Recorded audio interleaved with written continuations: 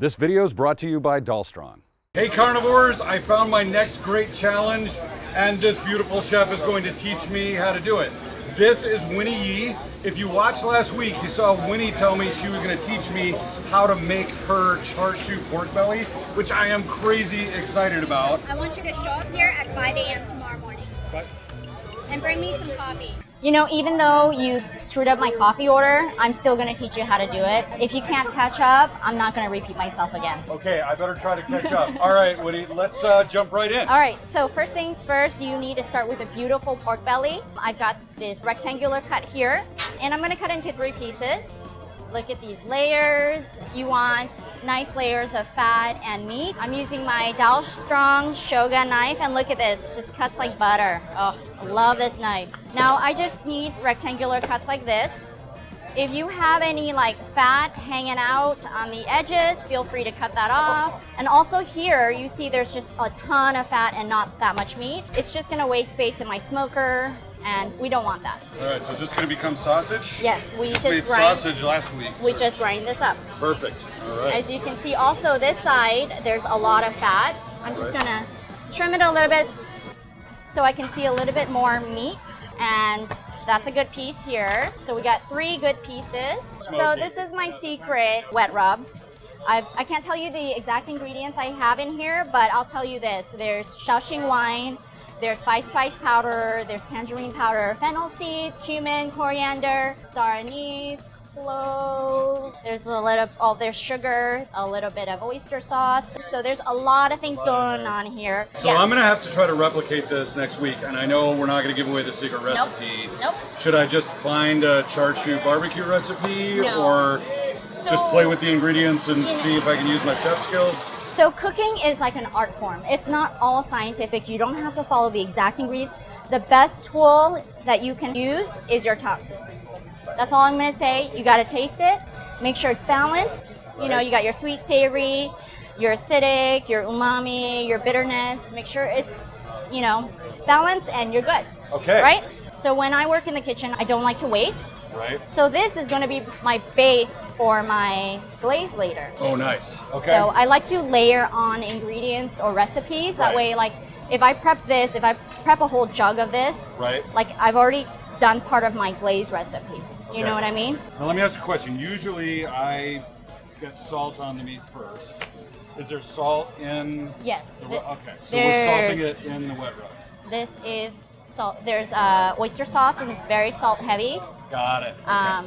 And then there's sugar in there. So like I said, you make it balanced. Okay.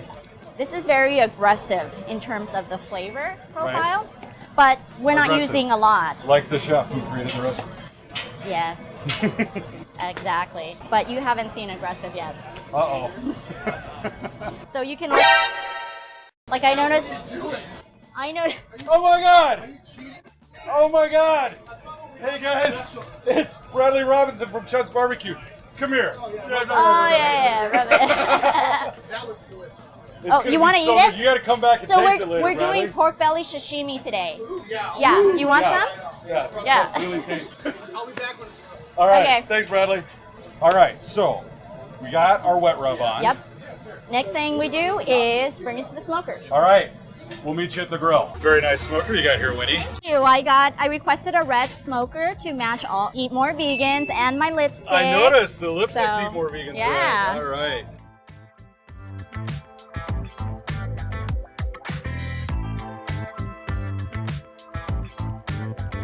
All right, so we are just going to let it ride at 250 until it hits about 165 internal temp, and then that's when I'm going to add my glaze in there.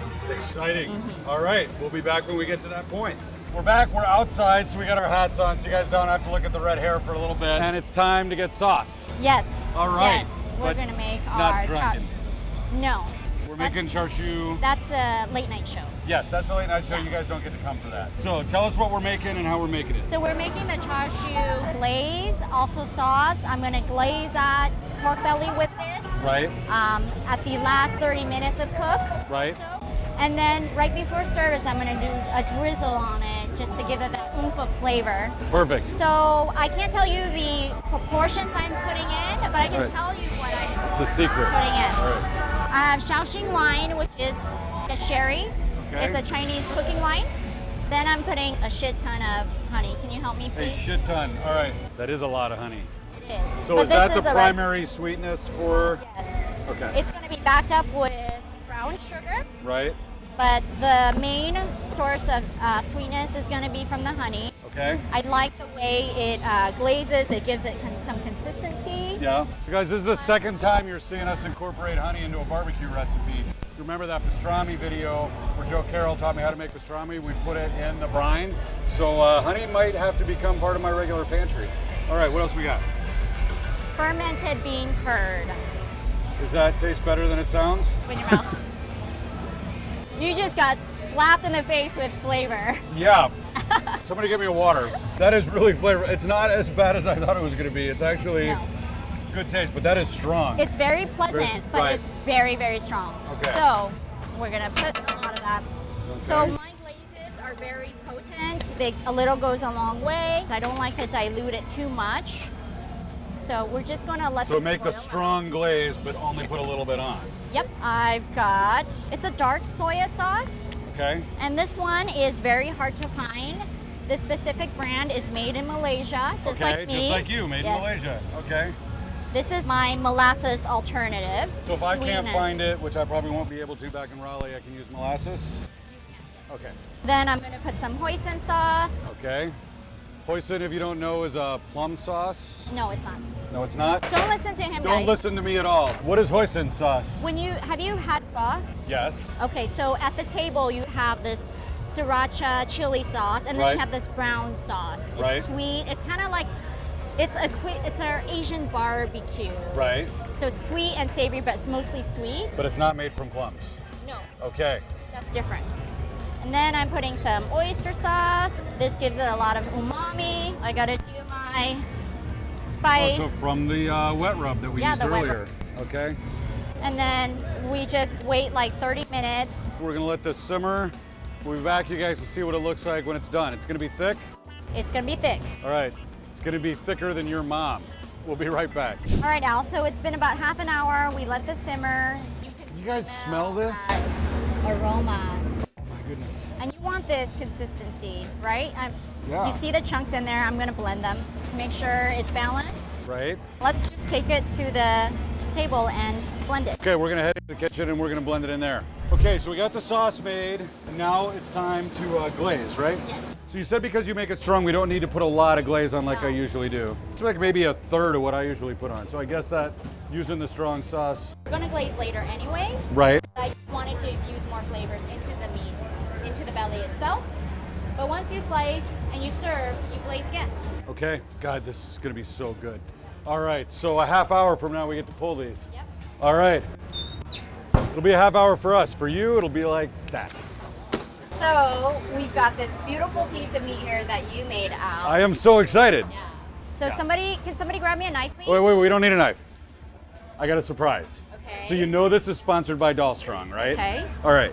So Dahlstrong loves Eat More Vegan so much that they took the Shogun series, their top of the line, and they created a series with an Eat More Vegans red handle. They actually call it that on their website. It's Eat More Vegans red Shogun. No. Yeah, no. And it's a, here, pull it out. They made this to match my lipstick today. Yeah, and her lipstick matches Eat More Vegans. And it's a 12-inch slicer. And my nails. And it extends to be 4 feet long, so it can be a 4-foot slicer. I think you are talking about something. Yeah, all right. So seriously, this is the Shogun series from Dahlstrong.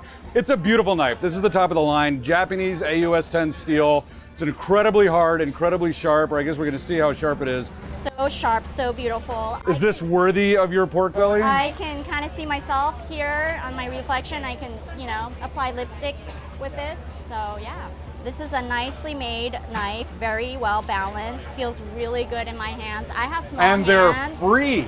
Oh, free 99? Yeah, no, not free, $3.99, not no? free, not free. But still, that's good. And we do have a discount code. We'll put a discount down in the description for you if you guys want to get one of these. Don't use his code, use my code, okay guys? Yeah, you can use her code. What's your code? I don't know. Okay, then use my code. It'll be the one down in the description.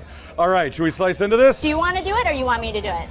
I mean, I just gave you the nice knife, so you should do it, but I want to. All right, can we each do one? I'm gonna cut in the middle to show you how it's rendered. Now, I don't like it over rendered, so it's purposely rendered where you can still, it's like squishy, but you know, the meat's not falling apart.